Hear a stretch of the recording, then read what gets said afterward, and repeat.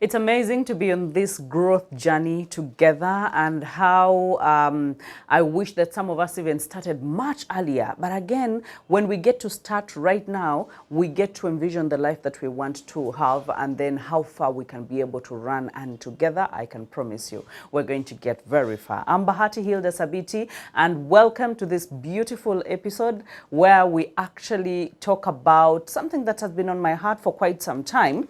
But I actually got a question in that regard, and I just felt this is something that we really need to share, because so many of us are going through this. We are not motivated. Some of us, we just lack the ambition. Some of us lack the push. We are not passionate about what we are doing, and we just feel like we are very stagnant. And this question really touched me. This person said that I just want to share this. There is nothing scaring and tormenting seeing yourself growing old, actually approaching 40, but seeing yourself not proceeding in life. You try every corner, but you're not prospering. How can I go about this? How can I gain more ambition? I don't know how. It was really touching. I think this person looked into their life and felt like everyone else around them was prospering, everyone around them, because I've been talking about ambition a lot.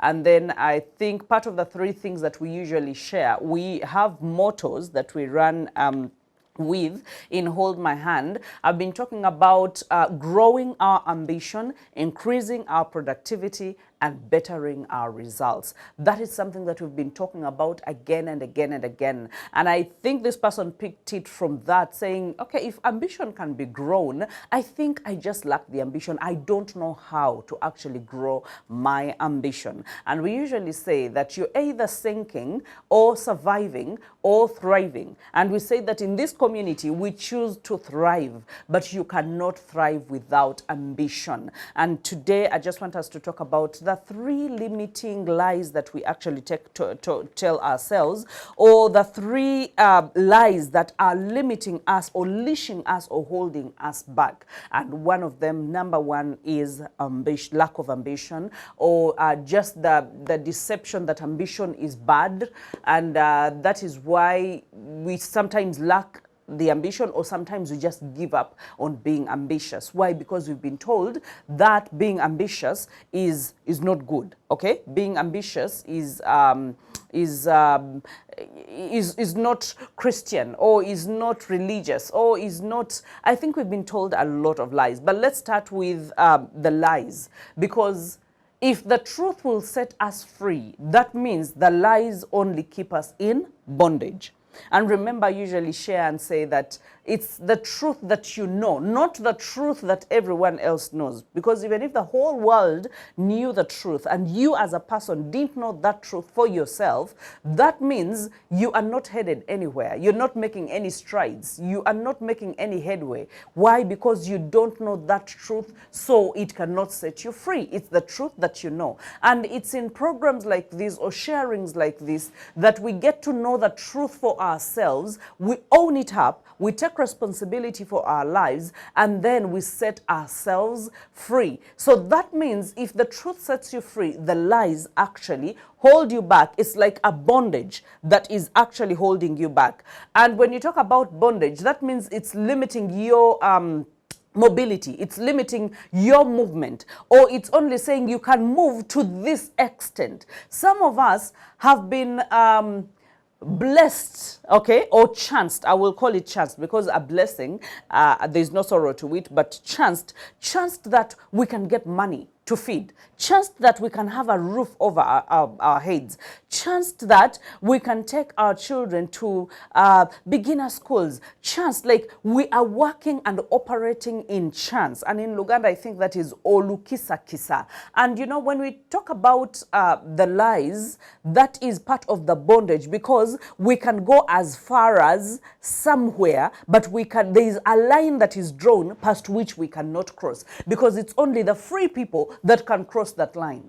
For example, for the people that are in prison, I mean, they can move around, but the whole place is fenced. So they know that they can wake up, yes, they can stretch their legs, they can move around, but they can only move as far as the fence goes. They cannot move past that. That means they are in bondage, okay? Now, for the people that are free, the people that know the truth, okay, that means in real life, you tend to go further. And that means if you know the truth, it's very easy for you to reactivate the ambition, because remember, ambition can be lost.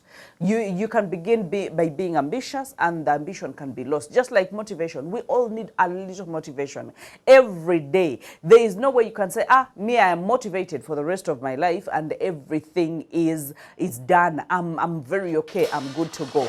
No, it does not actually work like that. So when we have the lie in our lives that ambition is inappropriate, that ambition is bad, that ambition is, there's a way it limits us. And that is where I want us to begin this conversation. That ambition, just like any other thing in this life, that if it is done the wrong way, it can be bad. But if it's done the right way, it's actually good. Because that means you have the discernment that you yearn and long for better, that you deserve better, that you can give yourself better.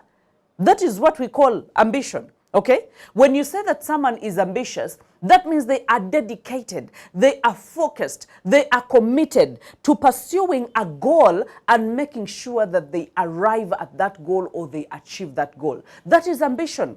That means I am headed that way. I am going to achieve what I have set to achieve, come what may. Whether it's going to rain or it's going to, the sun is a lot, I am going that way and I have locked in my direction and I am just going to go at it. Okay? Now, when we talk about the bad kind of ambition, is when we say that you are willing to do anything at anyone's cost. You're willing to step on people's toes. You're willing to disrespect people. You're willing to break loyalty. You're willing to do anything that is not legitimate to make sure that you get to your goal. And I know there are people who are like that. Very egocentric, very selfish, because some people are ambitious. More people are ambitious out there, but selfless at the same time. That means they have a goal, but they're not going to do everything it takes, including bad things, to make sure that they get to their goal. So that means they are, placing the people in their lives at a very good spot. They are thinking about them. They are valuing them. They are caring for them. So they are not going, for example, you have a family.